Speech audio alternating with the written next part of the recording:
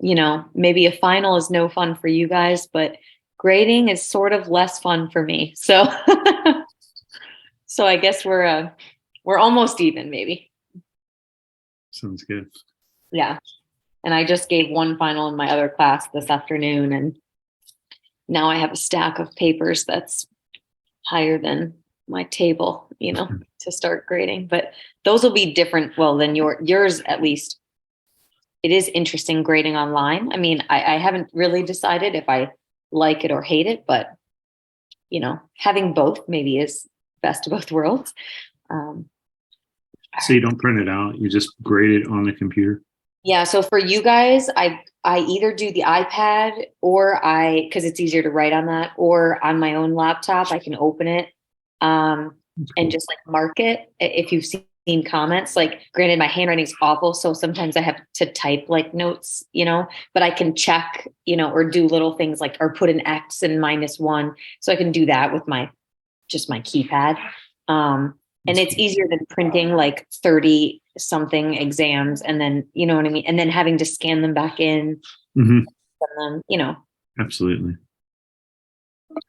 However, I think if I was teaching full time and in person or something, I mean, grading papers it tends to be quicker sometimes, but yeah. Sounds painful, but Yeah, I know. I'm not a teacher. Yeah, right. Okay. Hold on, let me send one message. Okay. So I will recording in progress. And all right. I've got the chat. All right, so let's hope hopefully I can get this going here. So tonight we are just talking about your final. Your homeworks were all your homeworks were due, and wait, okay. I was like, that's weird. It wasn't coming up, but we're here. So hopefully there was no major issue there, but I am thinking this shouldn't take too long, and we can answer questions. If you have homework questions, I can just talk about final grades if people want to hear about that. Today is kind of a, no extra material type day, just reviewing things for the final. And like we really discovered last week, there are a few things on this final that were in the previous unit. However, I think they weren't on the test, which is why they have been carried over. We'll check it out when we get to it. And I took I don't remember how many questions your final has, but I think I tried to kind of put every type of question into this little review, and then the book review has every type of question really and more. But also I made one note to myself because in this all caps, a type of conic based on equation. So this, you need to just know all of your hyperbola, your your ellipse, your parabola. Like, you should just know all of these things, and based on the equation, be able to figure out, like in your notes, we have very specific, we looked at equations, and if they're, x squared over a squared plus y squared over b squared or something like this equal to 1, that means one thing, right? Ellipse. If it's minus, that means another thing. If it's, okay, it could be a circle if it's just x squared plus y squared is like 25 or something. So you should look at that, and that's kind of what this little tip right here is trying to tell you. And then also, just because I should have Googled it really, I guess, but I didn't. So you also want to know how to write an equation in standard form if you're given some other form, right? And standard form is the one that's considered, maybe x minus 8 squared over a squared plus y minus k squared over b squared equals 1, or something like this, right? So that would be standard form, but maybe you're given the equation like, 5x squared minus 20x plus y squared equals 15, or I don't know. This is a horrible example. Like, don't actually do this one, but you might be given in this type of form. and then expected to complete the square or, rewrite and make it in standard form. And again, this one I don't think works out. So I made this up, but look back in your notes there or in the homework, or maybe at the end of class, if we have some time, we can pull that back up or go to a homework problem or something if somebody is really eager to try that out and wants to do that. But I There's wanted some to good practice Oh, yeah. problems on the book in the book problems. Oh, that- good. So maybe we'll pull that up and we can just do one or two of those Yeah. because that'll cover this little, topic right there. Yeah. Okay, cool. Yeah, good call. Thanks, Michael. So, question? Hey, sorry. I do have a question. I noticed on the review, it was like only half of the test is going to be this unit, and then the rest is. It's not half. So I wouldn't say half. I know the book problems might seem this way, and I think Michael had asked this last time. It seems that way based on the book problems, but I'd say like 2/3 or more is this unit, and then only 1 or 2 questions, or maybe 2 questions, are from the prior unit, if that makes sense. Okay. Cool, And we'll thanks. see that in this, in what we're going to do today. Like, I mean, I forget exactly which ones, but there's 2, maybe 3 questions in this, on these 2 pages that are from a prior unit. And that's all you need to know. Like, if there's extra book problems there, I'm not throwing that in, that's just for your own review. So yeah, Okay. yeah. I think Everything will be fine. Yeah. I was kind of freaking out a little bit. No, Okay. do not freak out. Do not freak out. It will be okay.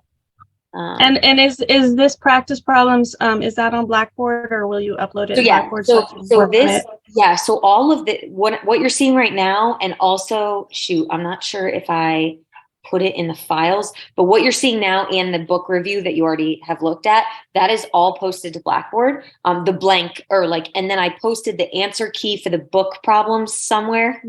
Yes. And then I will post these notes tonight that I write. I'll post it just, at the end of class. And I'll post it somewhere also in Blackboard so you have it. And all of that, like in combination, like bits and pieces of this with the book review and your notes, really is a good way to study. Like if you're just going to be reviewing maybe tomorrow or tonight or whatever. Yeah, I think that's a good way to study, and I would not panic. This is not, luckily for you guys, this is not a fully like semester long comprehensive exam. It will just be, okay, I'm not bits and pieces, but it will be really just the last 2 units with the heavier focus on this past unit. So yeah. Okay, cool. Thank you. Yeah, of course. So without further ado, I guess we'll get to these practice problems. So let me make sure I'm okay. So this first one says, and these are in no particular order. Like I think they're out of order, frankly, and it's probably because I was copying and pasting things everywhere. So they're most likely out of order. But if they are in order of sections that we've done, then go me. But I don't think I did that. Your book problems will be in order, though, right? In terms of how we learn them, I think, or at least in terms of section. But okay, so this first one is using the parameter t to write parametric equations representing a circle with center 8, -5, so that's hk, and radius 4, that's just r. Remember, a circle, so you do want to know your equations here. I aside from like this type of problem where you will get all of this information, you are not going to get all of the equations, right? So definitely that is like one thing that you want to make sure with the whole ellipses, circle, hyperbola, you want to know these equations. So for a circle, I know that x equals h plus r cosine t and y equals k plus r sine t. Now there are other ways. There are probably other ways to kind of derive this, but in this case, we already knew like x is r cosine theta. That's like the same thing that we had in the last section in like 11 point something 3, and y equals r sine theta. T and theta are interchangeable in this case. Whenever we use parametric equations, I mean, your book likes to use T here and T for a circle, but maybe theta for, the other type of shapes that we can get. But don't be overwhelmed by that either. If you had mixed it up and put theta there, I would not take any points off because it's just a variable and it doesn't mean like right or wrong. Same thing with H and K. I mean, that's just what we call the vertex. If you remembered which went where and you didn't say this explicitly, I'm not going to take points off, right? But I'm just reminding you, this is what is in my head. And so I know that this would be 8 plus 4 cosine T, and this would be -5 plus 4 sine T. And so my answer, the way I would write this is I would probably just write it off to the side and say that X equals 8 plus 4 cosine T and Y equals -5 plus 4 sine T. And because parametric equations just means writing equations for X and Y in terms of some third party variable, right? T or theta, whichever you prefer. Okay. And so now number 2 goes to, if you remember when we did this, which whenever this was, I had said, oh, this is kind of my least favorite, but it's really not that bad. It just looks like a lot because they give you all of these equations, but they give you all of these equations. So we don't need to really stress on this one. And even though I always do, but I just don't like words and extra like things, right? So if we look at this, we see a ball is thrown 1 meter from the ground. So 1 meter tells me, well, this is my Y naught because Y represents, vertical distance, but it's up and down. And so I know that's going to be my Y naught. And I also know that I can ignore the feet. I'm going to focus on the meters because they gave us meters, right? So Jakob's asking, if I ask something like number 2, or when I ask something like number 2, yes, you will get all of these formulas provided, right? I won't say what's what, right? But you will get all of these. And so you have to figure out, okay, if it's thrown from 1 meter in the air, 1 meter is my Y naught. So this would be 1 meter. And an initial speed of 12 meters per second. This is my V naught, right? So initial speed means your initial velocity. And so this is V naught. So here we'd put 12 and here we'd have 12, right? And then at an angle 60 degrees from the horizontal, okay, this is our theta. So that's pretty nice. And the reason we give you these equations too is because we also have theta and T. And I just told you that they're basically interchangeable. But in this specific example, we have like an extra variable basically that we need to substitute in. So our theta is 60 degrees from the horizontal. X, it's saying, represents the horizontal distance of the ball, and Y is the height from the ground. So the horizontal distance, we're assuming X, like its horizontal distance, it's starting at 0. And then we throw it and it ends at blah, right? And it ends away from 0, blah units, right? And so this X naught is going to be nothing. It's 0 because we're assuming we'll start at 0, okay? And so now I can kind of write or rewrite these parametric equations using exactly what was provided. So I'm going to use what was provided. Okay, so let's take a look. So I'll say X equals 12 cosine 60 degrees and then times T, right? Plus 0. So I'm not going to write that. And I can simplify this, right? Because we know cosine of 60 degrees. Now we have to think, is it 1/2 or is it √3/2? It's one of those, but it's going to be 1/2, right? And so this is actually just 12 times 1/2, right? Maybe I'll write that. 12 times 1/2 T, which is just 6T, right? So this tells us X equals 6T. Great. Now Y is a little bit more complicated because look at this first term you see for Y. Y is a little bit more complicated, but remember, we're using the meters G. They give us this, right? And the only reason it's not given right away is because we don't know if it's in meters or feet based on the problem. So we're leaving that to you to figure out, you know, you can just read which the unit is. So in this case, I have -1/2 times not, okay, it's a little silly, times 9.8 meters per second squared. I'm not writing this, but t squared. Then plus 12 sine of 60 degrees times t, right? So this whole thing. And then plus y0 or y naught, which is 1, because we start 1 meter up.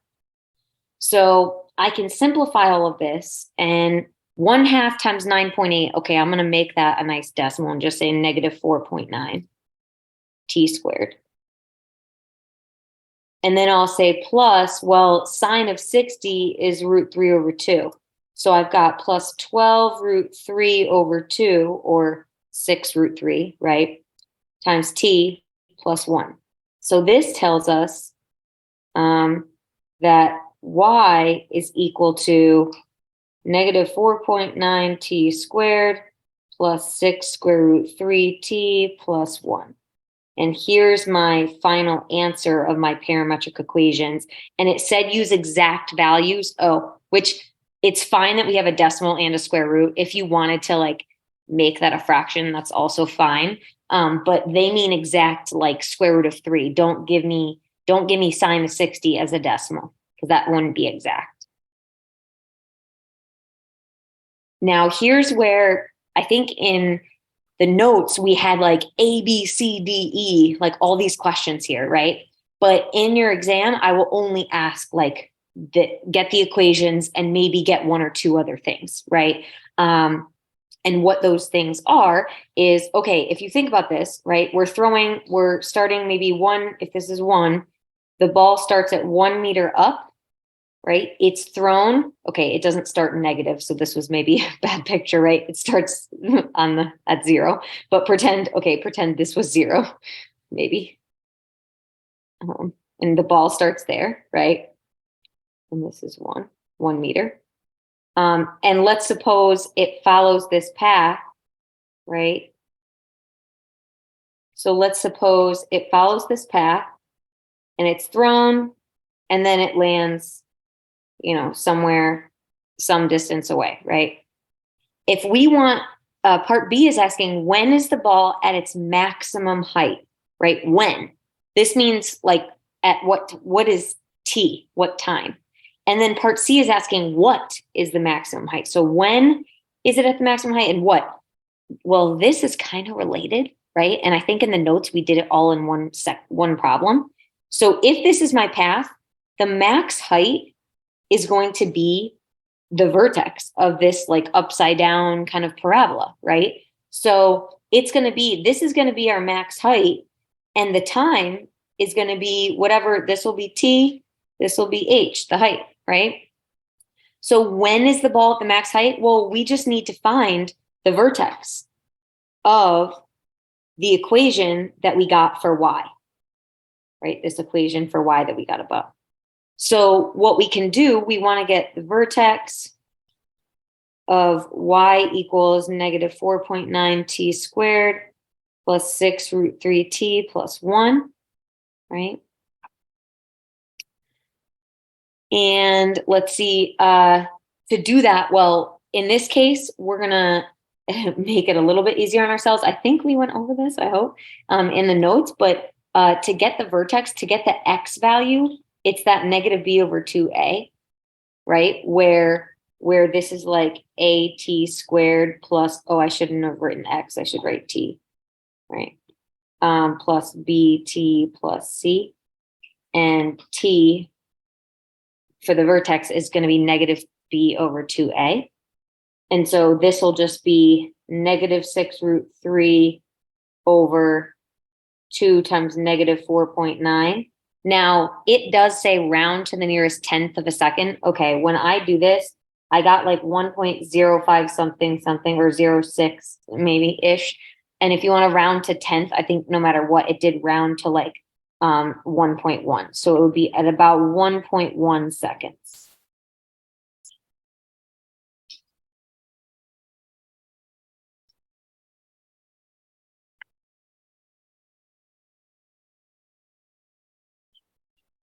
And then to figure out what is the maximum height here, well, to figure that out, we just take that t value and substitute t is 1.1 into y equals this whole equation, right? So I'm going to say, okay, I'm going to say negative 4.9 times 1.1 squared plus 6 root 3 times 1.1 plus 1. And I was getting a maybe 6.6 or 6.5, and this would be meters. And it does say round to the nearest meter, so I would round this up. If there was some other rounding going on, and if you had gotten like 6.3 or 4 and you rounded down, I think I would still accept 6 meters here, because I did round to 1.1 seconds, and some people might use like 1.06 still from, like, if you had used that. I can't guarantee it, but you may have gotten closer to 6. So here we would say it's about 7 meters.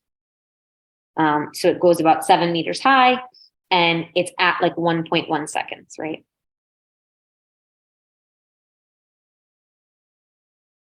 Okay, awesome. So now we're switching gears and talking about polar equations again. And don't stress out, because this is well, not that these are simple, but if you do remember that, like, something just, or where should I write this? When I see polar equation, something to remember is x equals r cosine theta and y equals r sine theta. If you remember that, I mean, this should help you, right? I'm not guaranteeing like, oh, this is the final answer. There's some that are, right, more complicated. But if you do remember these are your first instinct of what you should check. So right here, I see, okay, I want convert this polar equation formula to be rectangular form and identify the type of curve that we have here. So is it a line? Maybe is it a parabola? Is it a circle? Okay. Now, r equals 6 cosecant. I would rewrite this as 6 over sine theta, because I'm not, I like to make everything sine and cosine. And if you're still not seeing it, because this is one of the, like, if you memorize like a over sine theta is r, like this is something, it means something. But I don't have that memorized. I just have these two, right, that I starred memorized. And so I'm going to rewrite this again and say r sine theta equals 6, because I multiplied both sides by sine theta. And now I remember this is y. So pretty sweet. Again, like I said, can't guarantee it's this simple. So maybe look at some others, but there may be one or two that are this simple. And you can just say, okay, this polar equation is the same thing as this rectangular equation, and this is just a horizontal line.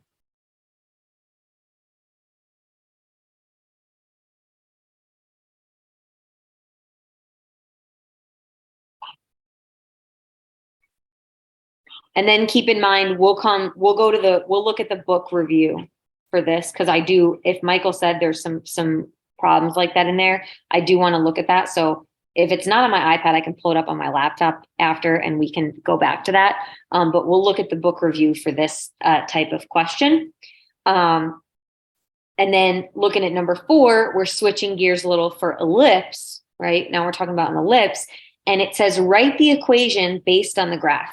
So again, I'm not going to ask you to graph anything here, because it would be, for those of you, since this is virtual, it would just be hard for both parties, right? Even though some of you do have great resources, and I appreciate that. But I think it's best if we just maybe look at the graph and then figure some things out together. So, okay. So there's a few questions for section B in question 2. Yeah.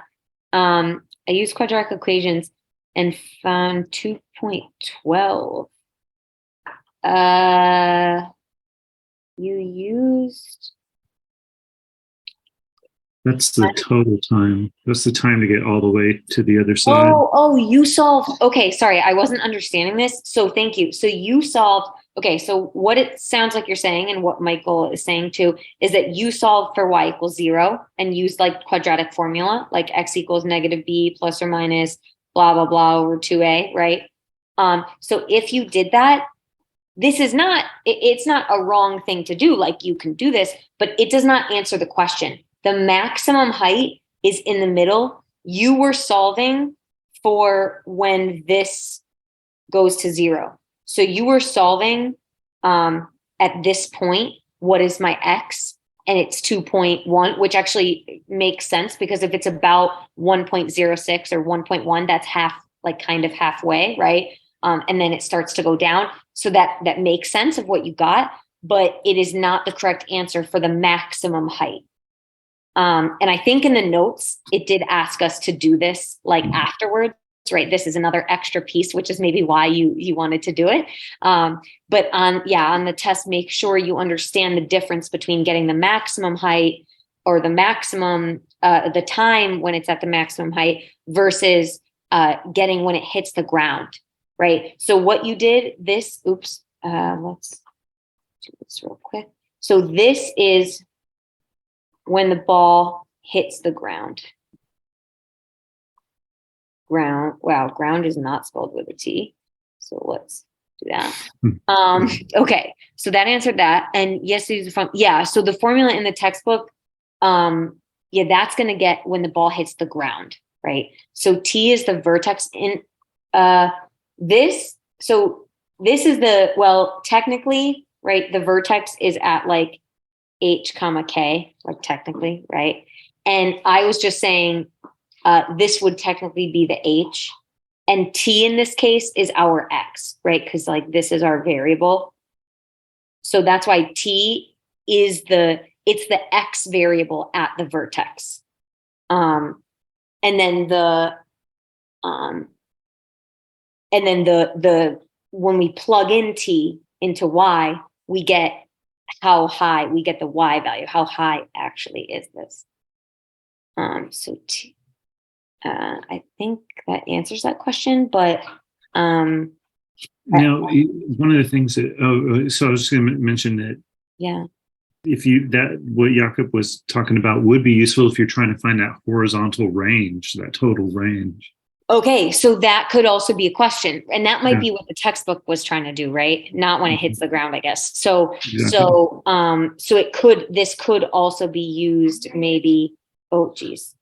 It's in the book problems too. One of the questions is about asks for the range. It's in anyway. So. Okay, but so this might be what is confusing because I kind of took some things out, right? From what the book asks. So so definitely keep that in mind. And if there's extra pieces in the book, it's totally good to know it.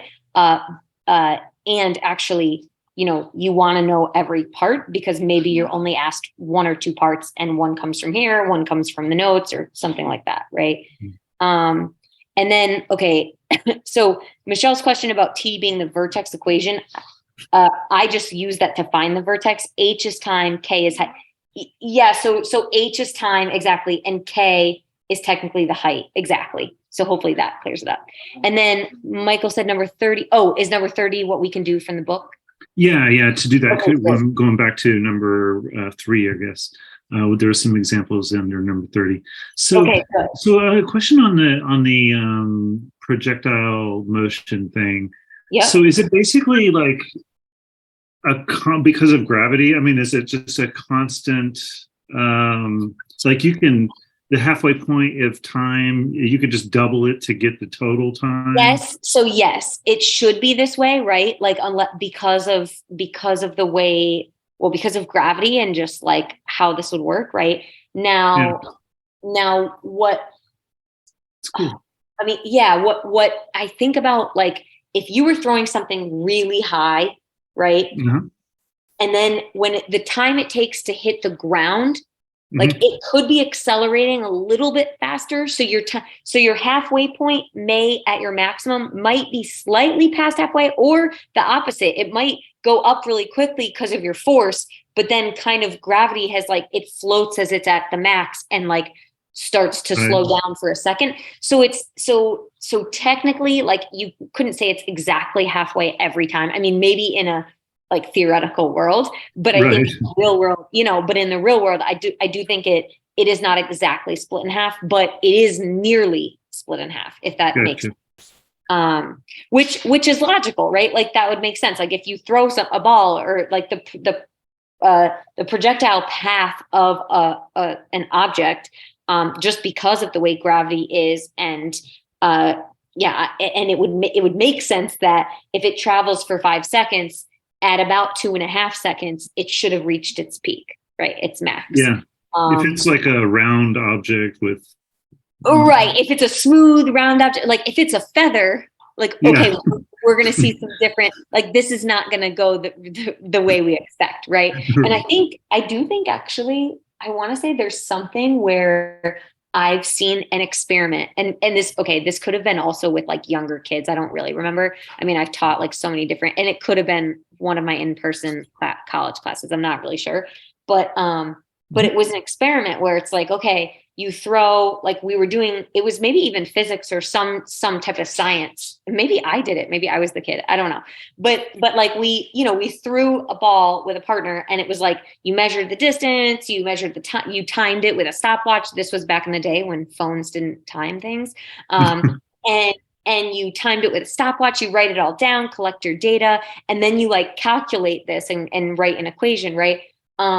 And it's supposed to work, but then you do it with something like a feather or something that just isn't going to act the way you expect. And even throwing it is harder, right? Like even just all of that. And then the way that it could go up quick because you're like pushing it, but then it kind of just floats down and takes a really long time to come back down. So, so that's also just kind of something interesting too. And yeah, William says interesting. Yeah. Yeah, it is. Yeah. Cool. Okay. Well, all right. So now we'll check out the ellipse, right? And we can always come back to these things. So for the ellipse, the graph is shown. I'm going to just label some of these points, right? This looks like the center. Well, it is the center, right? It's at 2, 1. Okay, cool. Then I see kind of these exterior, like outside points, which I'll label also. So 5, 1, -1, 1.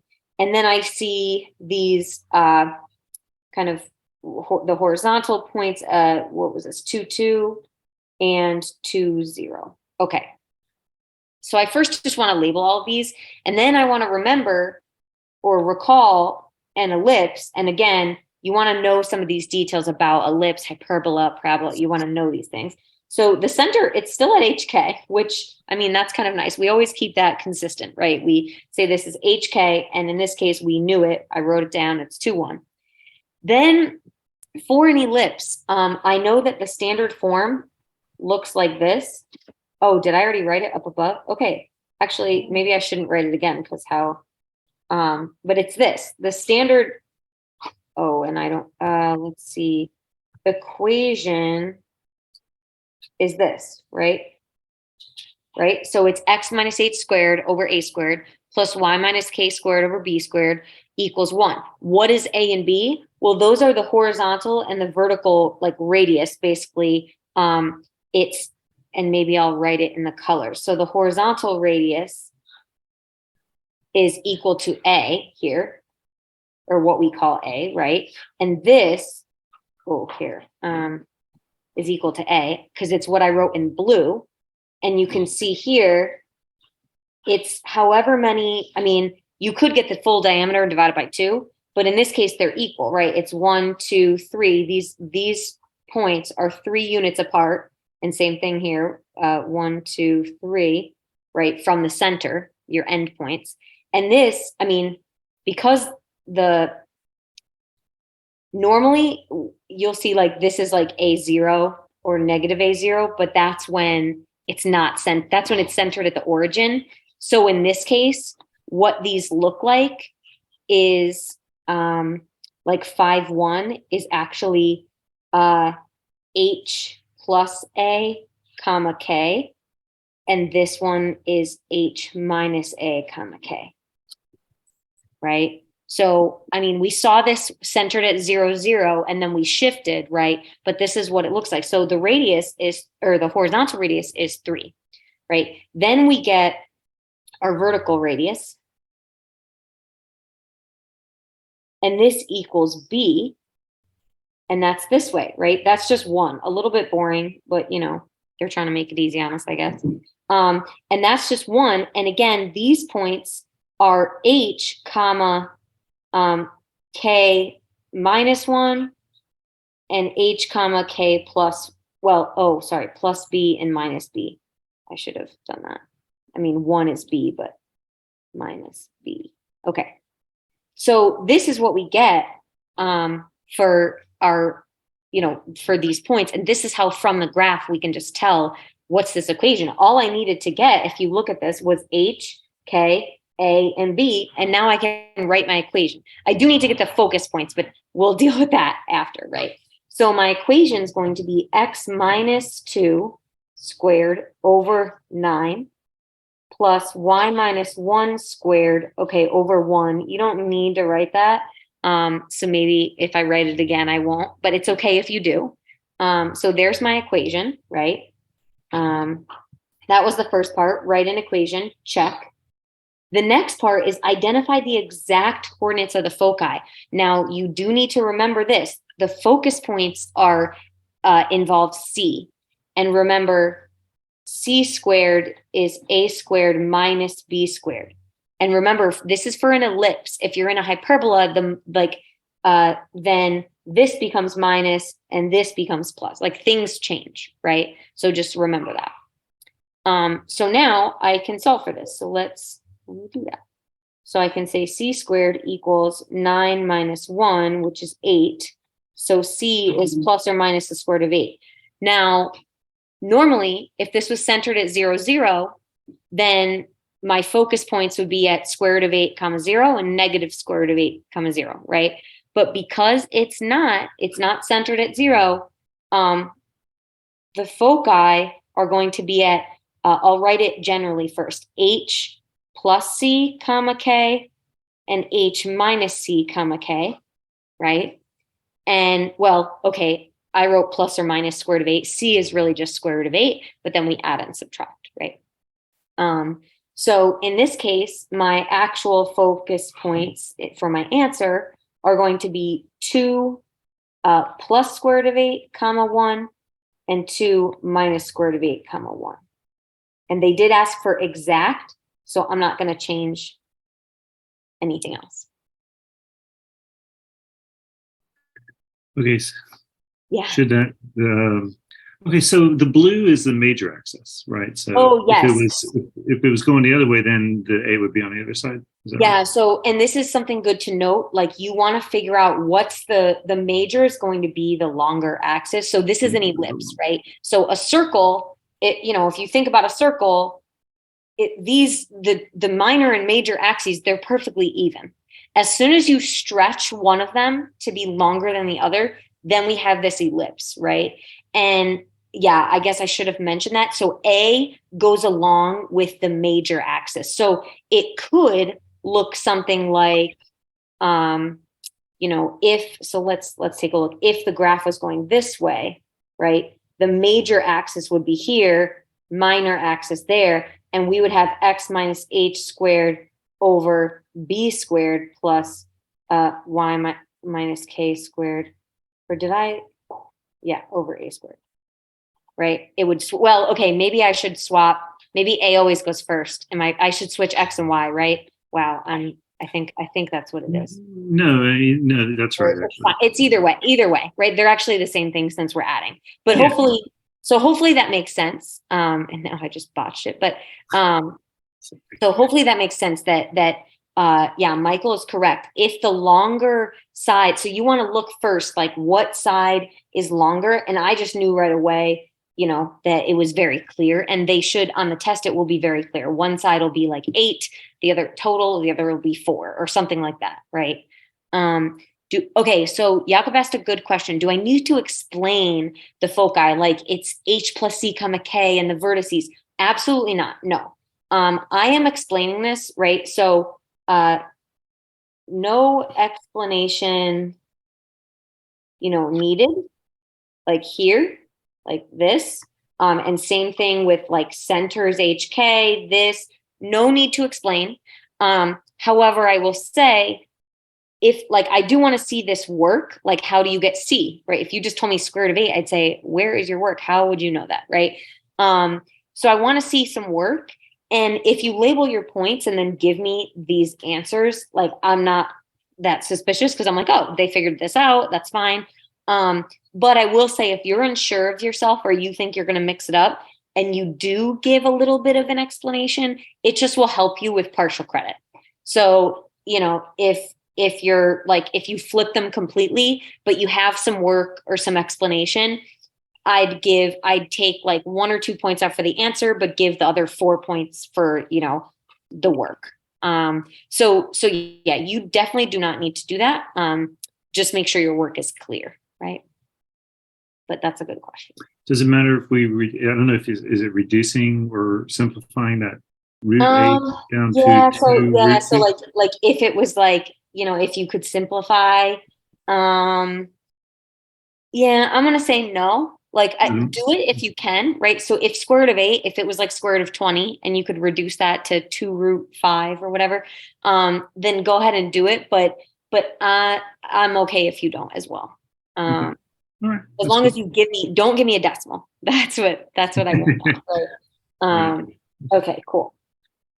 So now for this next one, this is a little, bringing us to a little few word problems here. And I think maybe it's this one or the next one that is going back, or maybe it's all three. Is it all three of these? That's like old problems. I don't know. We'll see.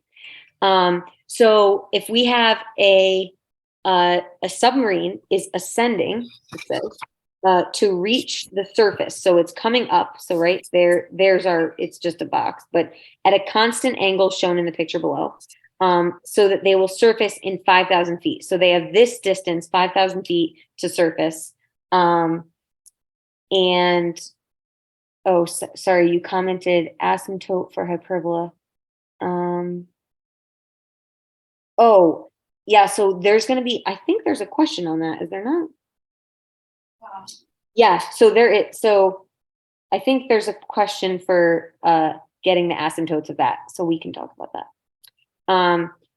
But okay, so we have 5,000 feet to surface here, and what is the current depth? So we want to know, this is the depth, right? We want to know what is this depth, and round to the nearest foot. So don't overthink this. They gave you a picture here. This is straight up SOHCAHTOA, right? So I see opposite side, I see adjacent. So I'm going to, and my angles here, I'm just going to use tangent.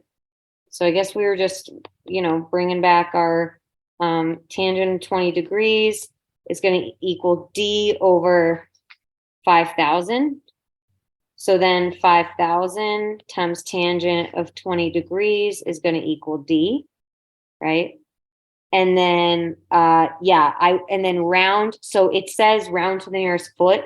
So I'm getting like approximately 1,819.9-ish. So I would say, 1,820 feet is the depth of this submarine, right? Which that sounds scary, to be that far underwater, right? Okay. Are there any like keywords that we can look for in word problems to know exactly like what they're asking or like what equation we use? Because that's like my biggest problem is knowing what do I do? For this type of problem, I mean, I would say the picture is the most important. If it's drawn for you, just look for what you need, what you're given, and how can you find this, right? To first think it is a sign, maybe I need to use a like log sine or log cosine. Oh, you were trying, yeah. So if, I mean, maybe you could have used one of those here too. It would make it slightly more complicated, but I think I always will check SOHCAHTOA first. Like, so first picture, if it looks like I can use trig, like if they give you the angle, because otherwise, if they just gave you two sides and you need to find the third, you would do Pythagorean theorem, right? So I would say picture first, see, and you always want to find what are you given? What do you need to find? Like these are just the things you always want to have written down and like look at it and say, okay, what am I trying to do here? Right. So I think there's not really keywords, I guess, because every problem is a little bit different. Like this is asking for the depth of the submarine. If it was like the height of a building, like remember, or I think like, or the top of the mountain or something.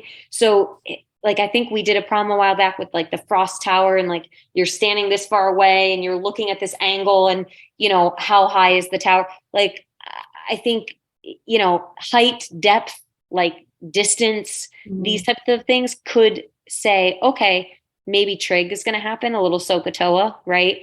And anything that in your picture, if you can make a right angle with it, it's going to be trig, right? Or Pythagorean theorem. And then you want to look, your next step is you want to look, okay, can I use SOHCAHTOA at all? And if so, then like this is definitely the go-to. We'll look at a few more of the, like these next two, like kind of word type problems and see what are we going to use here? Because there might be keywords for other problems. And if it's not that, it's SOHCAHTOA. You know what I mean? Yeah. Okay. So let's take a look. That's a good question. So number 6 says a child pulls a handle. Oh, I've drawn this before. I feel like we've done this, but I'm not good at it. So he pulls on the handle of a cart. So here's our child. Here's the handle on a cart, right? Okay. The cart is 5 times as big as the child. And he's pulling this cart, right?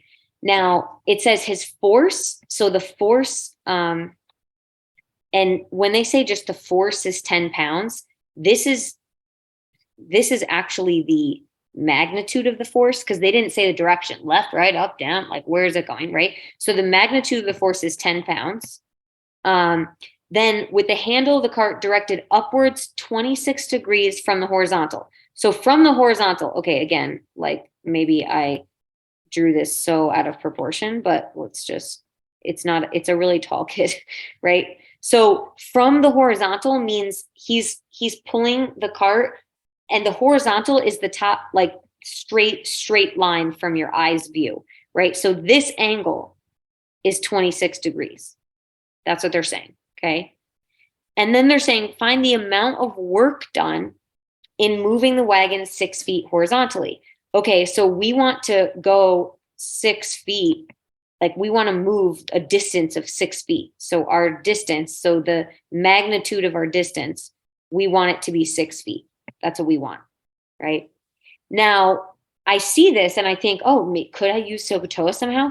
But I don't see a right triangle anywhere in here. I don't see like, things are moving. Like, I don't really see that. This isn't really screaming, you know, like Pythagorean theorem or trig to me. And so what I do know is the question is asking, what is the amount of work done in moving the wagon 6 feet? Okay, I know that work is like the dot product of force times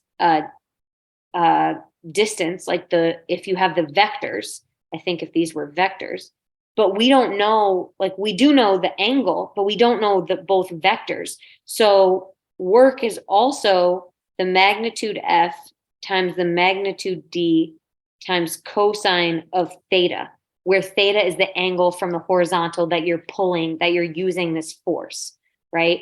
So there's my theta, there's my F and D. They gave us these. So now it's just kind of a plug and chug. So there are a few formulas and work. This is from the previous unit, right? But I think, I do wonder if it was on the previous test too, but maybe we're just testing it again. I don't know. I don't write the curriculum, but yeah, so know this work formula. Yeah, there was some work questions, right? So, but maybe they asked it in terms of vectors, and this time it's asked in terms of magnitude and angle. right? So that could be the case that, oh, last time we were using vectors a lot and now we're not. So don't worry about vectors. Vectors will not be on this, right? Even though this has to do with them, it is not asking in a vector type of way, right? So here I can just say 10 times 6 times cosine of 26 degrees and get the decimal here. Okay, so this is about, it was like 53.9. Did it say tenth or, oh, round to the nearest foot pound. So my answer would be 54 feet pounds, foot pound, feet pounds, right? So the amount of work this little kid is doing is 54 feet pounds, foot pounds. I'm not really sure. And you could say like W equals if you wanted, but yeah, 54 is fine. So now we've seen kind of one that was screaming SOHCAHTOA, one that wasn't so much. Now let's see if let's see what goes on with this next one. So you walk to the top of Mount Bunnell. Not that high, but high enough, right? It's not like a true miles of a hike, but it's very steep, right? And it is a total elevation of 781 feet. Okay, we'll give it to him. Let X be the length of steps in feet to the top of Mount Bunnell, and theta be the angle of ascent. Okay, so they've also drawn a picture here for us. Okay, you could draw this picture like height is 781. They gave you. They said the steps, that's your X. We don't know. And the theta is the angle of elevation or angle of ascent, not because we're not looking, we're actually climbing. So you could draw this as well. You could have even drawn it, height X 781. You could draw it this way too. And this is theta, same thing. And we want to find, okay. I'm like, I don't even see a question, but it's because it's below. Okay, I might have spaced this out really weirdly, but maybe that's what the book did too. So write theta as a function of X. This means we are going to have a function with two variables and not know anything, right? So we're just writing a function of X. So that means we want to have our answer. This tells me our answer has to be theta equals something with X in it, okay? That might not be what we get first, but that's what we need. So looking at this, I see a right triangle. I mean, it's screaming like trig or Pythagorean theorem, right? So SOHCAHTOA, something like that. So I'm going to look and I see, okay, this is opposite and this is hypotenuse. So that tells me sine, right? So first I'm just going to write for myself. I'm going to say, okay, so this is sine theta would equal 781, which is the opposite, over the hypotenuse, which is X. Okay. Now, if I just want theta, what do I have to do? I have to take the inverse sine of both sides. So I'm going to say inverse sine of 781 over X, that is equal to my theta here. This is my equation, my function, my theta function in terms of X, right? So this is what I'm looking for. If you gave me this, it's not what the question is asking, right? It's not complete. We want you to flip that and get theta by itself.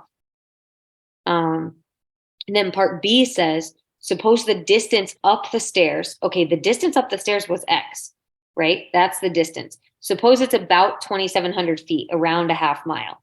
Again, I don't really know if that's true, but I believe it. Sounds about right. Use this approximation to find the average angle of ascent for this trail, round to the nearest tenth. Okay, so again, this tells me, I'm looking at this, I'm supposing this is 2,700 feet, this is 781, this is a big old question mark, right? Now, the reason they asked you to do part A is because watch, now I can say theta is just the inverse sine of 781 over 2,700. I can just plug this in and I get about 16.8 degrees. Sure, right? I don't know. I was going to say that it's been a while since I've been up those steps. I think it's steeper than that. Right. I think that's true. It's probably longer than half mile, or it's actually might be higher than 781 feet. I also could Maybe have that's what it is, but it yeah, feels it's pretty gotta be steep. higher. But yeah, I think it feels steep, right? Steeper Feels than pretty that. steep. Yeah, Unless the actual slope is not so steep and they made the stairs really difficult. I don't know. But yeah, It's been a while. it's been a while for me too, but I remember like the first few years I lived here in Austin, Mhm. I would always take people who visited. I'd be like, all right, we got to walk up the steps and you just got to see the view, like, Right. that was always something to do. And whether it was like Yeah. rain or shine, it was kind of just, it was fun. It is fun. Yeah. We use the inverse because we're looking for the angle, right? Yes. So if they said, oh, it's like a 40, like it might be more of like a 45-degree angle or something, right? And if that was the case, you would then do regular sine of 45 and then solve for x, and you would, continue to solve that. Yeah. Okay. So that was another kind of SOHCAHTOA problem. And again, the picture says it all, like to me. That's kind of the most obvious way for me to figure that out. Okay, let's see. Number 8 is saying give the amplitude. So this is bringing us back a bit too. Amplitude, period, and phase shift. Oh, this is something that was in the previous unit as well. Or this is old. Maybe. So I'm now wondering if the coordinator of this course tried to sneak in some old unit things just to make it, make it like a little more like a final, but it's heavier on the most recent stuff.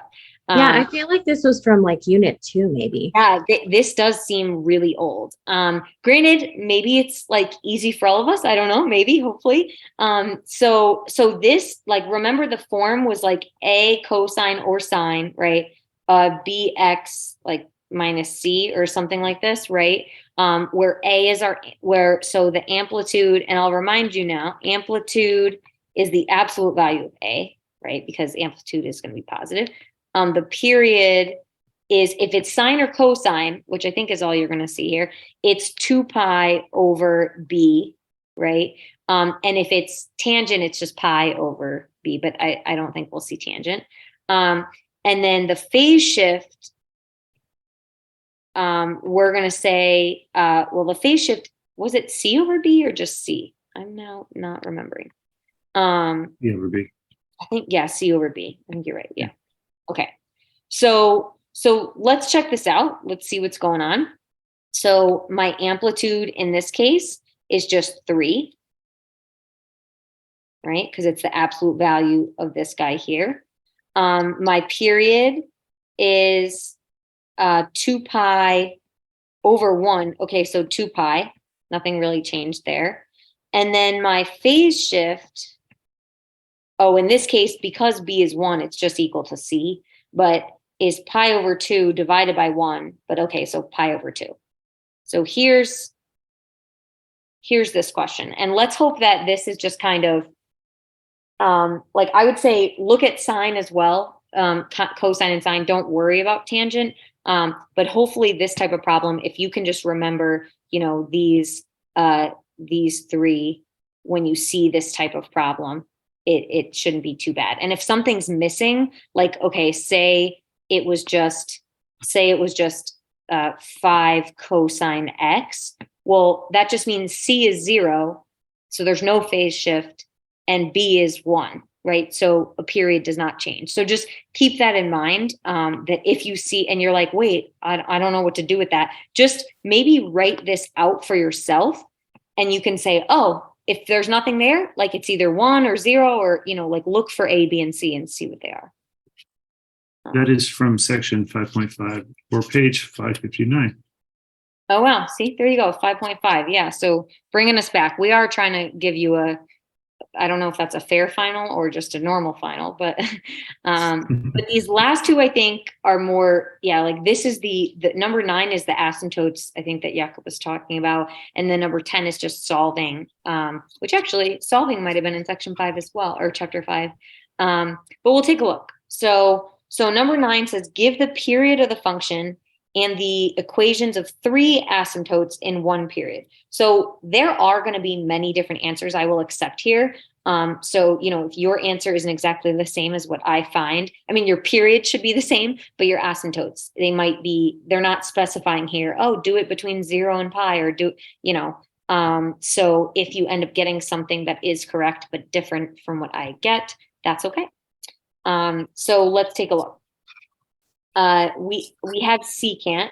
So, I mean, secant and cosecant are very similar. There's just like one thing that's a little bit different, but we'll get to that. So first thing is period. And for the period, it's the same. It's still 2 pi over the absolute value of b. And this time because we might have a negative b, but we're not going to have like negative periods. That doesn't make sense because, I mean, it's just going to be that absolute value. So in this case, so looking at this is a secant b x. That's what we're seeing. So b is 2. So this is 2 pi over 2, which is just pi. So this is the period, right? Now, to get the asymptotes, when it's secant, I want to think about, or this happens when cosine of 2x equals 0. Every single asymptote, because remember, 4 secant x is the same as 4 over cosine, or secant 2x, right? Is the same as 4 over cosine 2x, right? Yeah, now, oh my God, sorry, this is like a minute ago, but trig equations are totally vintage now, right? They're like old news. That's funny. So cosine, if this was cosecant, it would be when sine of 2x is 0, right? So just definitely remember that and know that, like, okay, sine is 0 at 0 and pi, and 2 pi and 3 pi and 4 pi and 5 pi, right? And cosine is 0 at pi over 2, 3 pi over 2, 5 pi over 2, right? Like all the pi's over 2's, right? So, but remember we have 2x here, so it's going to look weird. So this is always what I do. If you have an easier way, or you know this, like, that's great. But I think, okay, asymptotes happen when cosine of 2x equals 0. When does that happen? Well, I just listed a bunch. That happens when this inside here equals pi over 2, 3 pi over 2, 5 pi over, all the pi's over 2's, right? So when 2x is pi over 2 or 3 pi over 2, it asks for 3. So I'm being a little bit lazy here listing them out. So divide all my answers by 2 to get x equals, these are the asymptotes, pi over 4, 3 pi over 4, and 5 pi over 4. These are 3 asymptotes within one period, because a period is pi. So these are 3 asymptotes from 0 to pi. Now you could have picked pi to 2 pi or 0 to negative pi. And as long as you give me these equivalents, then we're good to go. So these are the asymptotes, right?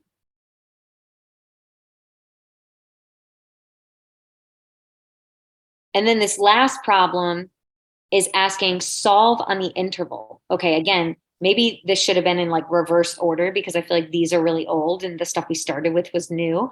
But don't stress about this either. What I want you to notice is there's always going to be something that we can take out. So, because this, I wouldn't know how to solve. Don't add 3 cosine x. Don't do that. Factor. Think factor, right? What do they have in common here? And I promise you it will work out nicely, because I did take your test, I think, was it yesterday? And it works. I don't remember which one works out to be what, but they both work out nicely. So let's see what this one is. So they both have cosine in common, nothing else. So I just get cosine 4 cosine squared x minus 3 equals 0. Okay. Then what I do here is I can say, okay, this tells me cosine x equals 0, or 4 cosine squared x minus 3 is equal to 0. So from here, and I want 0 to 2 pi are my answer, my interval, right? So here, I just thought about this right above, right? This was when cosine was 0. So this would be x is pi over 2 and 3 pi over 2. right? Because then 5 pi over 2 is too big. It's out of our domain. Now here I need to do a little solving. So I get 4 cosine squared x equals 3. I get cosine squared x equals 3 over 4. Okay, I have to take the square root. So I'm not guaranteeing that you're going to take the square root here. It might already be, set up for you, or you may not have it cosine squared or sine squared. But in this case, we have to take square root. So I'll get cosine of x equals plus or minus the square root of 3 over 4. At first I see this and I think, yeah, I'm not sure what the heck's going on. But remember, square root of a fraction is just the square root of the top over the square root of the bottom. So this is plus or minus the square root of 3 over the square root of 4, which is 2. And look at that. I know that there's some nice angles in there where cosine is equal to root 3 over 2. Now, the tricky bit here is it's plus or minus, right? And we need to figure out, okay, when is it equal to positive root 3 over 2? And when is it equal to negative root 3 over 2, right? It can be all of these. So we're going to get, okay, so positive root 3 over 2, it starts at pi over 6, right? Then it can be positive root 3 over 2 again at, is it 5 pi over 6? Right before pi, I think, right?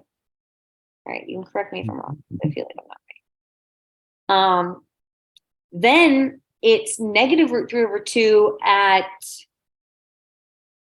yeah, thank you, German. Okay.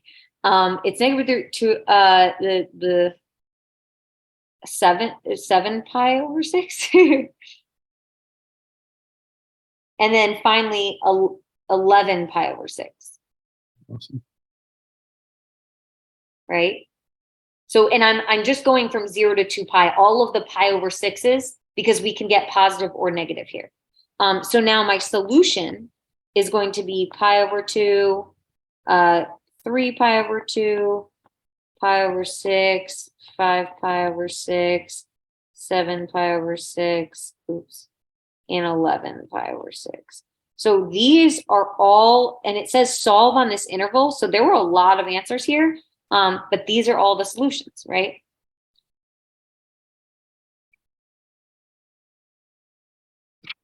If you have tangent, you have to worry about which ones are not solutions. Yeah. So yeah, in this case, yeah, if you got all these answers and it was tangent, right? You would just say, okay, well, where is sine or cosine, or wait, tangent is sine over cosine. Where is cosine 0? And, right. and get rid of those answers because we can't divide by 0, right? Can't divide by 0, so in this case, well, in that case, if this were true, you would get rid of that completely, right? Because in tangent, cosine can't be 0. So yeah, a good one. I don't think, I'd say focus on, I think, well, cosine, I don't know if it's not, cosine and sine for sure. You want to like know all of those and know all of your angles and all of this. Now I do want to look at that book problem. So let me save this. Sure. Please save. Oh boy. Okay, good. Now I don't know if the review, unless I log into Blackboard, or I wonder if I can log in here. Oh, look at this. Maybe I can open the review. Test reviews. It could be. Here we go. Okay.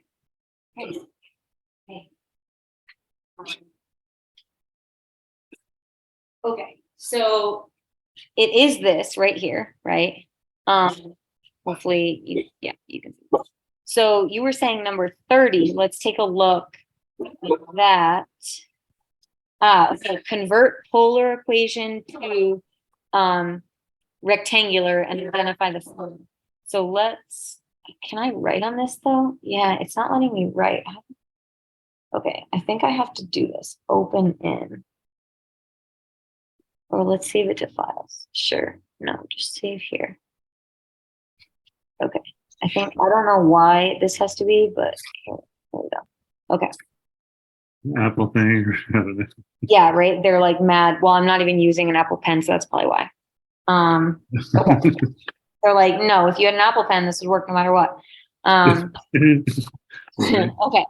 Now R equals 3. When there is no sine or cosine, I don't know if you remember, but this tells me something right away. When there is no sine or cosine, oh, and I might move into another room. Hold on.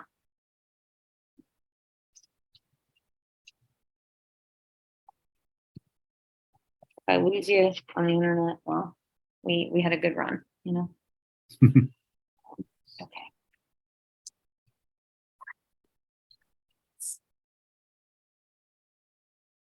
All right. So if I just see R equals 3, it tells me right away, circle. Because there's no sine, there's no cosine. So R, if you remember that R squared equals x squared plus y squared, that is the equation of a circle. And so we can just square 3 and say x squared plus y squared equals 9. There's your radius equal to 3, right? So this, okay, a bit silly, maybe, equals, well, 3 squared, but 9, you get it, right? So this is a circle. Now, if I just have theta, oh, we did, well, do I just have, oh, no, okay. If I just that confused me too. The 30 and 31 have like the same ones, but oh, I'm looking at, oh my God, I'm looking at, wait, this is weird. that got me like. Oh, so okay. I confused. wrote it in the wrong place. Okay, I wrote this, pretend I wrote this here. Right. I'm like, oh, they want you to, and yeah, they're the exact same things, right? They're just But in in different order. Different order, yeah. And then, yeah, Jakob's saying, but the other one is asking you to graph, and we, and we, yeah, we're not graphing on the test. So 31, I mean, sure, know the graph, but you don't need to worry so much about this. Okay, why is, okay. So that was weird, but now it's fine. So that's good. So if we just have theta, then this is going to be, like just a line, right? Or, oh wait, if we have theta, am I missing something?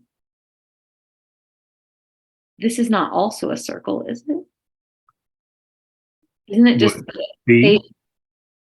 Oh, I'm moving. Oh, I'm still looking at this B. Okay, we need to go in the right order. So, okay, so we're looking at this. Okay, whew. So 2 cosecant. So I would rewrite this as 2 over sine theta, right?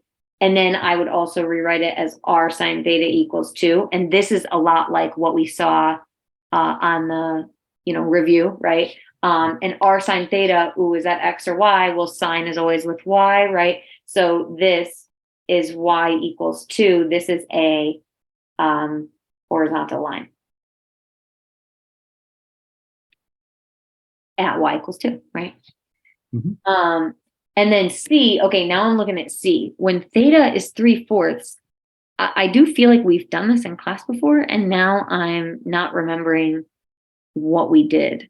Like tangent of theta is equal to y over x, then that's what we did. Yes.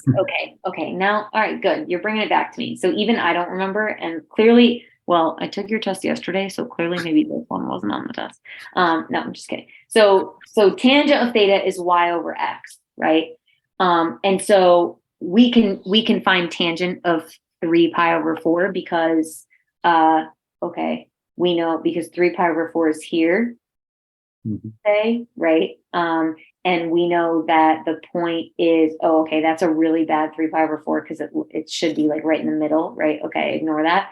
And we know that it's negative root 2 over 2, root 2 over 2, right? That's our sine or x and y or cosine and sine. And so actually tangent there is -1, right? Yeah. So this is actually just y over x equals -1. So then multiply both sides by x, and it's y equals -x, and it's a diagonal line, but it's a line, right? Okay, that makes I feel better that we got through that.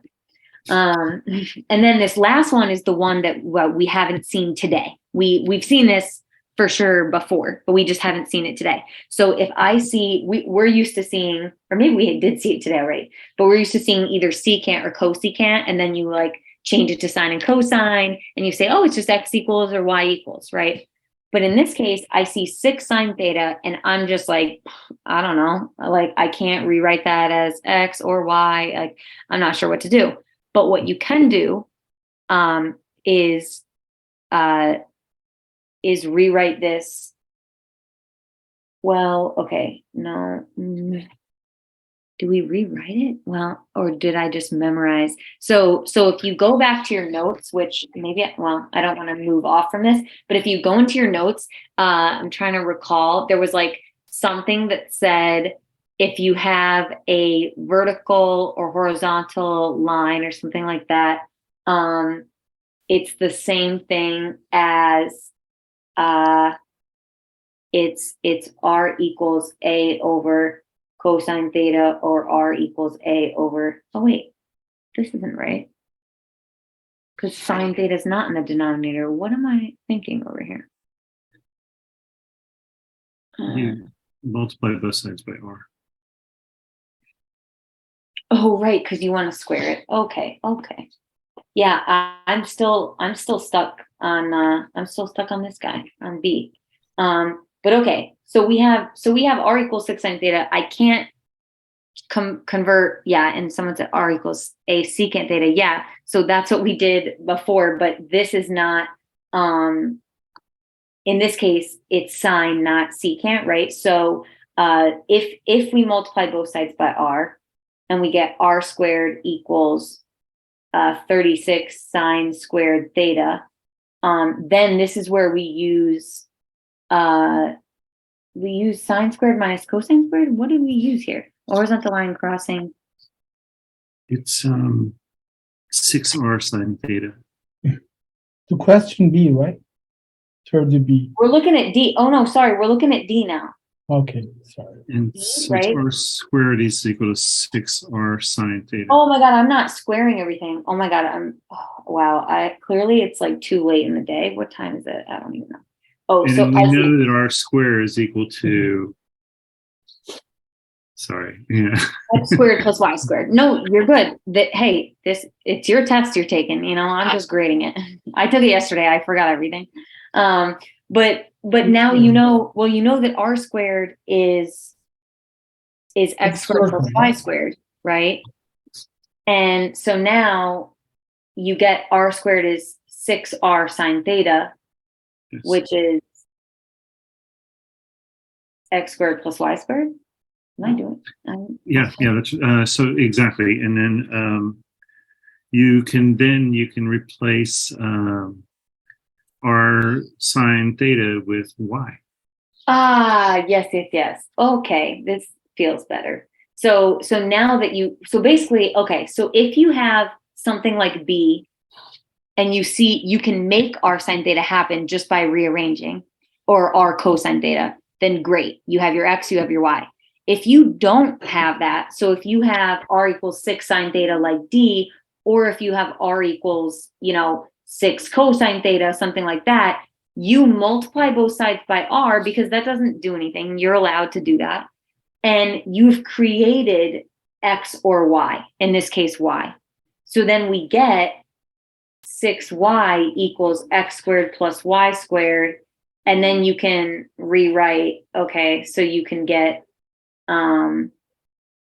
well, okay, there's no space on here, but right, then I would write y squared minus 6y, and you'd complete that square. I'm moving this over. Yes. And then I'd get plus x squared equals, 0. But then when you complete the square, you divide this by 2 and square it, right? So that's 9. And you'd add 9 over here.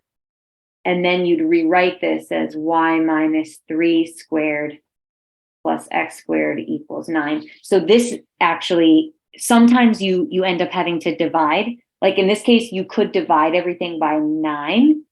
to get 1 on the other side, but this is just a circle centered not at the origin, because it's like x, well, okay, it's like x minus h squared plus y minus k squared equals r squared.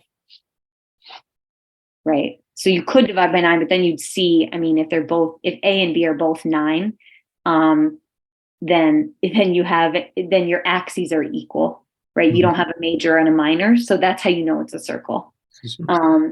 So in this case, it's a circle. It's just not centered, or maybe I shouldn't say not, it's just centered at 0, 3.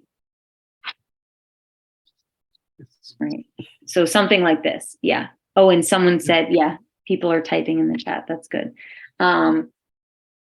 So this one, I mean, this is definitely, well, to me, it's the most complicated one, but probably because you have to complete the square.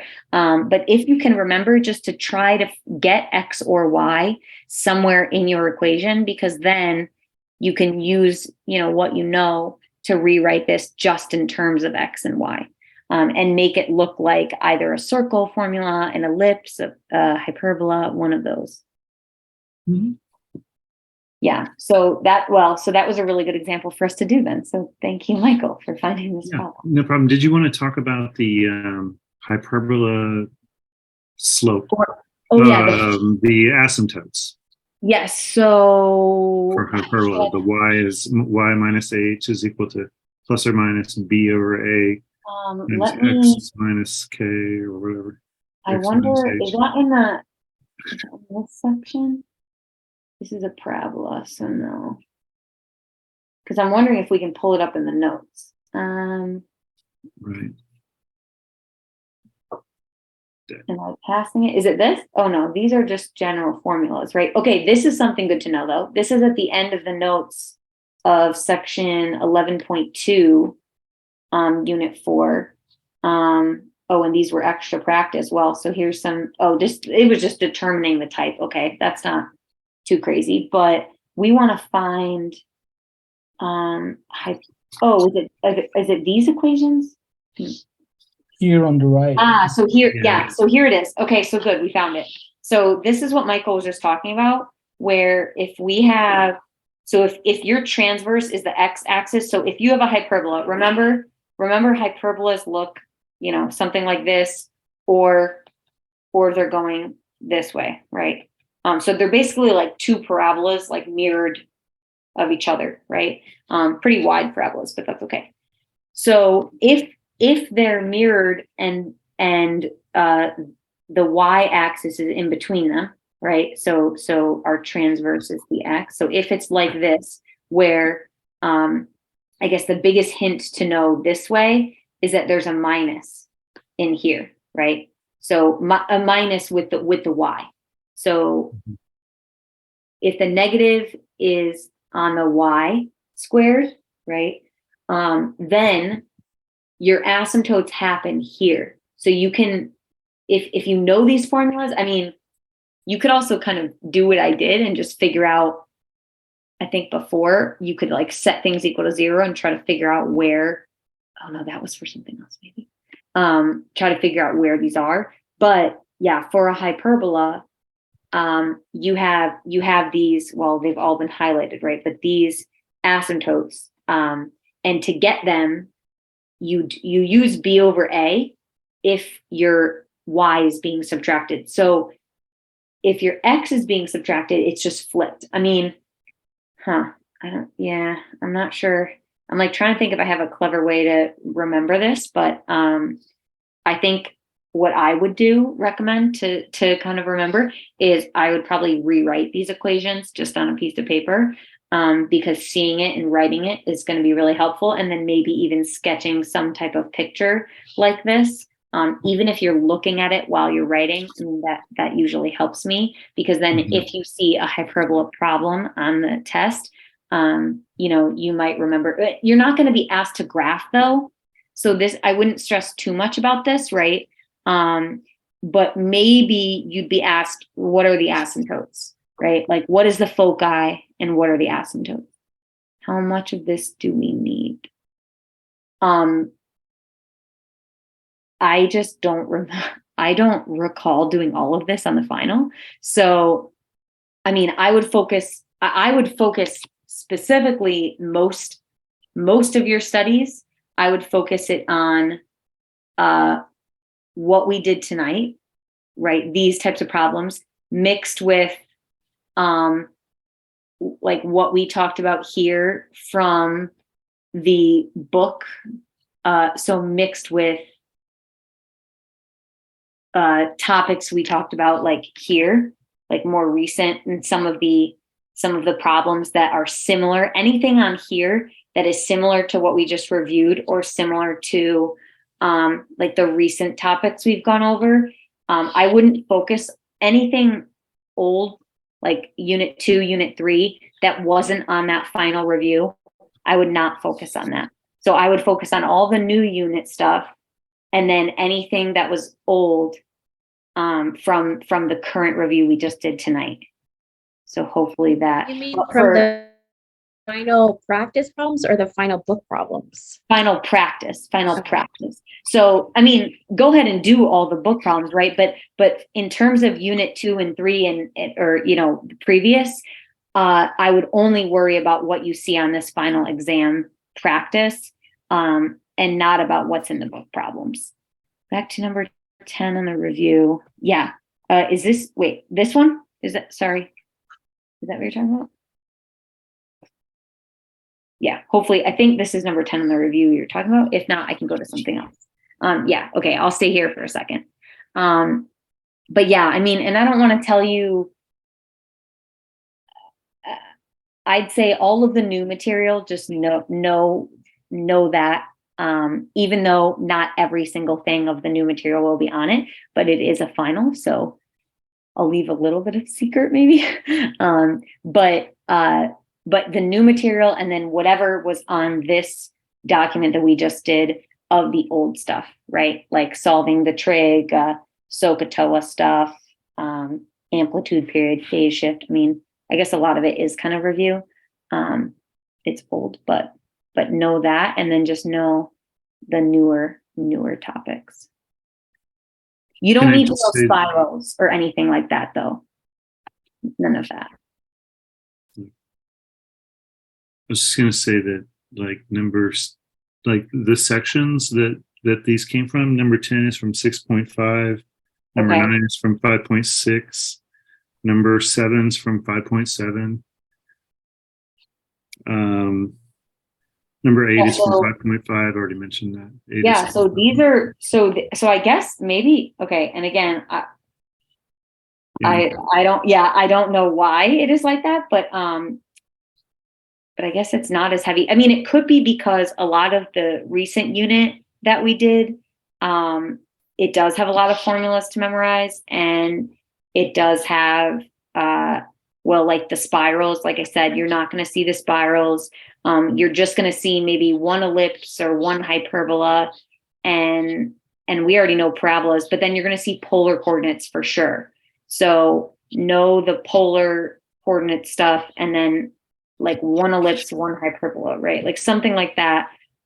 We also, so because ACC doesn't have, like they just have classes through the end of the semester, like typically your final exam would be almost pretty much double the time that we have for class, like typically. So, so because it's just the class time, it's like a normal length of a test. Whereas I think if your final was like, you know, 3 hours or just like longer, then it would be a lot more questions and well, probably really, really difficult compared to maybe just averagely. I don't know. But yeah, so hopefully this review is helpful. Oh, and sorry, I'm blocking now. I know somebody asked for number 10 and I scrolled up. My bad. The class I took last semester, the final was on 2 days. Oh, see, okay, so yeah. And that's probably how, that maybe is how we should have done it. Well, okay, not should have, but if we wanted to cover, like, because I think if we could have tested just unit 4 one day, right, and then review units 1, 2, 3 the other day, right? But one, that's a lot more for me to grade. But two, I guess it's also a lot for you guys. It's a lot more studying for sure. Yeah, it's a lot of, more two to tests in one. Like you'd rather almost get it all over with in one, but also not really. So yeah, but that makes sense. I bet other classes do that. The course coordinator for this just chose, not to, for this class. So Right. yeah, I know we all appreciate it, right? Great. So are there any other questions? I guess I don't know anything specific or anything. And remember, the book questions, they're great, but there's not going to be literally the test is as long as your other tests. It is not extra long. It is not, it is not, it hopefully shouldn't surprise you. It's not going to be anything abnormal. But remember, all of these book questions, this is extra studying and review. So if you have time to be doing this, great. If not, I would not stress so much about it. Maybe I would randomly pick and choose. Oh, here's an ellipse one. Do I know how to do this or what this means? Oh, here's the projectile one. Do I know what to do for a problem like that? And if the book problem looks too hard, just because we're at the exam this week, I will not have office hours Thursday, but I will try my best to respond to emails, tonight or tomorrow. But I would say if it looks too hard, go to your notes, go back to something that that we've done that you can review, and even go to the problems that we've done tonight, right? Because this is going to help you to study. Yeah. Would you mind going over one of the ones I kind of struggled with was from the book problems 27A. It's one of those converting polar coordinates to how fun. Yeah. or rectangular to polar. Yeah. Anyway, just the A would be nice if you don't mind going over that. Yeah. So we're looking at converting. And this is like X, Y, right? Because they're giving us rectangular and we're converting to polar, right? Okay. So let's see if there's some, okay. I think I got confused because it says -3 there, but that just means when you're plotting the rectangular coordinates, you just go minus, -3. Yeah. So it shouldn't mean anything, I guess, too strange. But what I would start with, sorry, I was distracted, but what I would start with here is I would start with r squared equals x squared plus y squared. Okay. Right? And so I would do, in this case, the negative doesn't really matter because we, -3, we squared anyways. And then 3√3 squared. So this is 9 plus, 9 plus 27. So this is 36. Okay, that's nice. So this is 36. So then this would tell me that r is, that looks, there's no space in here. So I'm sorry. So this would tell me that r is plus or minus 6. And to figure, in this case, to figure that out, they're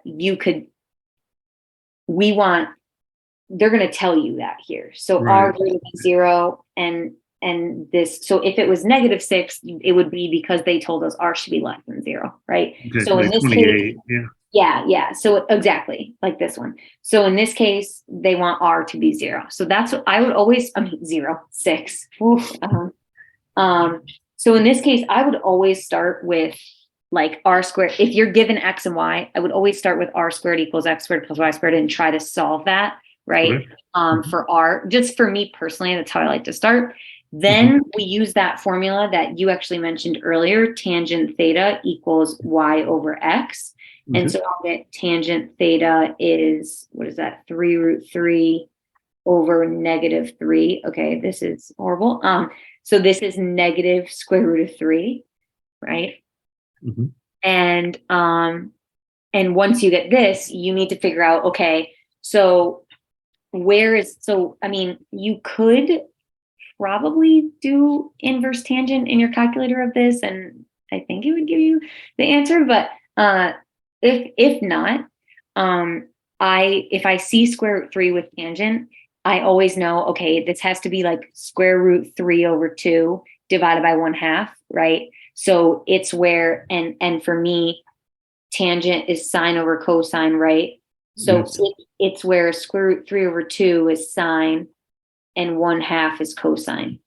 Because then the 2's cancel each other out. So that's how I can figure out, okay, like, is it pi over 6 or pi over 3? And in this case, we are also staying in the main, like 0 to 2 pi, right? So in this case, it's going to be pi over 6, sine, pi over 3, right? Sorry. Oh, no, you're good. You're good.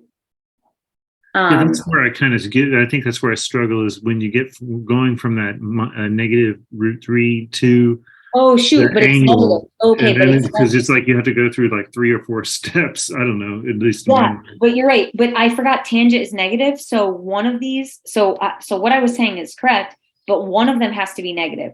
Yeah. And so in order to figure that out, well, for me, our radius is positive. So and our point is like I go back, I focus back to what is my ordered pair and where is it? Well, -3 3 root 3, it's somewhere over here. Right. So I think, okay, my radius is positive, like my R is positive. So my angle, so it's not pi over whatever I was saying, pi over 3, it's going to be the next one. It's going to be 2 pi over 3. Yeah. And somebody else, okay. So Jakob, you're correct. So this, and so I would say this is when X was negative. So in this case, cosine was negative. And so our theta was then 2 pi over 3. And so our point then, so the final answer, and again, I'm writing all over everywhere. So our R comma theta is then 6 comma 2 pi over 3. Yeah, but you're right. It is hard. If you ever get lost or confused, just converting the points and stuff, right? Yes. Draw a picture. I think drawing a picture is so helpful because you can start from scratch and you can either say, okay, I'm going to start from the XY point, or maybe you start from the R theta point, right? And if you have R and theta, you figure out where that is. Okay. But I think that's a good question, but I think that's like the most helpful. Yeah, that one just, I don't know, those particular ones. Yeah, they trip you up a little. A little bit, yeah. And at some point I even had like 120 degrees for some reason. Well, anyway. I mean, okay, that's not wrong, because but like, and you can, and actually, well, you could have degrees, but it did, in this particular problem, I guess it does say like 0 to 2 pi, right? Which tells you radians, but I get what you're saying. Sometimes you just think, because a lot of times I'll think, like, I mean, I typically do everything in radians, but on occasion I think, 30 or 60, and then I like automatically convert it to radians for whatever reason. Okay. But sometimes I think, like, because I'm like, is it root 3 over 2? Is that 30 or 60? And if you just stay in degrees, you maybe confuse yourself. I don't know. No, that's cool. Thank you. Yeah, thanks. At the beginning of class, you mentioned something about grades. So I'll talk about that now. So grades, I have not like dropped your lowest quiz or lowest homework, whichever. I have to double check the syllabus, or people can correct me if I don't do it. But I have not done anything to your grades yet. The homework, actually, the last homeworks, I think I made it due tonight at midnight. So for those of you that, if you haven't looked at last week's homeworks yet, and you want to give it a try, I think I did extend that to tonight. And I will make sure that is all up to date. And anything right now, if Blackboard hasn't synced with your Alex grades, definitely check it out and like let me know maybe by Friday, like check again after the exam and see. But if it hasn't synced some of your grades because you didn't do it, I will be filling those in with a 0. So just make sure, like if you think, oh, I have an 80, but like you didn't do any homeworks and none of them are updated in grade book. I mean, this is dramatic, but just make sure you understand, like when those go in, it could affect your grade. But then for the test, like that should be this test will be equally weighted, like all the tests are weighted the same and all the weights are in Blackboard. So you could go, I'm pretty sure you could go into Blackboard now. If all of your homeworks are up to date and tests should be up to date as well, I would actually double check. Like if you know, oh, I got a 72 and an 80, like I would go in and make sure that is true just in case something got changed. And you can probably calculate like, what do I need on this final to get whatever grade, this grade, right? So grades should be pretty much like set up until the final, but I am going to go in probably not until Thursday or Friday and make sure Alex is all linked up, make sure everything's good. The homework grades should be in now, but I just haven't manually synced them. Yes, I haven't dropped any either. So I will go in and select that and say like, drop the lowest two, like done, right? So I have not done that yet. So if you notice like, oh, there's 2 zeros that I missed, or there's like really bad ones here and they're not dropped, they will be dropped. And you'll see they'll be like exempt or that will change. And if it doesn't by this weekend, like if your final grade goes in and you notice I still haven't dropped something, definitely shoot me an email and be like, hey, nothing dropped. Like what, I saw you graded the finals, but like didn't drop the homework, just let me know, because it could just be, I mean, it could genuinely be, I forgot, or I started to, and then, the tough thing about dropping is that there is a setting where it'll drop, but I have to go in and verify with each student that it's dropping the right thing and not like making your grade worse. Like, you get what I'm saying, hopefully, but I do have to go in and verify that, because I don't want it to like make a mistake and then drop like a homework grade that was good and then hurt your grade. So I just want to make sure it does what it's supposed to do. But yeah, so I will take care of that this week, and your grades right now you can pretty much see. I'm not sure. So there was a question about separating cumulative and current. I don't know what that means. Like there's a question about, and if people know what that means, like, when you see the grade book, it should just be, you should just see your grade for the class, right? Maybe they mean like before, I think you just had it all okay. together, all the points, I'm talking about and now it's weighted. the exam. Oh, the final exam. Did I not put anything in there for that yet? Is that what you're saying? I'm not sure what you say. Because I mean, the final exam, I will not grade. I mean, that's not going to be in there yet, right? Because I'm asking a question about the exam you will get in Thursday. Can you just separate the question, the current sections, that 11-1, 2, 3. Oh, so on the exam, no, I am not allowed. That is something that I cannot do. Separate. Yeah, we're like, and that's kind of also partly the point, is to test you, is to mix up, the questions and have them just be from whenever they're from, and you figure out what to do, if that makes sense. Yeah, so it won't be like the review in the book where it's like, oh, this is 11-2, 11-3, 11-6. It won't be organized that way. But yeah, that's kind of like, well, I guess that's kind of how it's a little bit more challenging of a test. Like it's really testing, do you know which is what? But hopefully that's not too bad. Hey. Did we get a final question of the day? Oh, a final question. Now I wanted to make this about the class, but it's like what, but I mean, okay, if you don't want to, we can think of something else, but I was going to ask, like, what did you, maybe a like and a dislike, or or just a dislike or just a like, but something from this semester that you liked or disliked. It could be the group, it could be the group me. Like you just loved the group me because you all like did great, right? But just something. Maybe you didn't like the internet connection because that was never good, right? No, I'm just kidding. For a while. For a while it was bad. For a while, It was bad. there was an issue like every Well, class. and I have to say, about like 4 hours ago when I was working at home, there was an outage in my area, and I was like, "You're kidding me! I'm gonna." I was so mad, like I was so mad, and I was just sitting here like, "I'm not gonna be able to do class tonight. Great, or I'm gonna have to go to a coffee shop or whatever." But here we are. It was fixed. That's cool. But yeah, so anything just for me or for you guys, like again, but like a like or a dislike of the class. And if that's too much for you to think about, feel free to like put it in the chat when you come for the test Thursday. And otherwise, you know, you could just put like something, if you're traveling for the holidays or something you're doing, I don't know, a present that you got that you're proud of, or that you hope to get, something like this, right? Something holiday related if you don't want to say about the class. But What if we just dislike the material?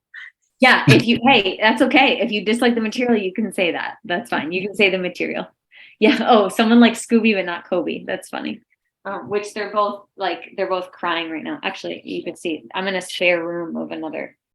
They're on the bed tonight. Oh, I could also stop sharing probably. Here, wait. Oh, that's cute. Recording So, stopped. how do I stop? Oh, We'll miss Scooby and the other dog. Who's the other dog? What's the other dog's name? my other one is Kobe, which he doesn't get the Kobe. credit he deserves because he's hey boys. Yeah, well, because he's better behaved, but also, oh, that light is out. What the heck? But he's also named after Kobe Bryant, so he has big shoes to fill, you know. Mm-hmm. And meanwhile, Scooby is named after, you know, Scooby. Scooby Doo. Yeah. Huh, there you go. Share. They Yeah. Brotherly look like love, good right? friends. Just They sharing. don't fight with each other.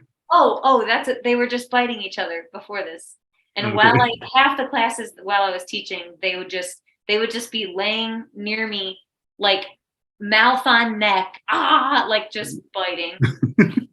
and that's why sometimes you'd see me like pop off or say, "Hey," or something like that. That's what I was doing. I was trying to Trying to keep the peace.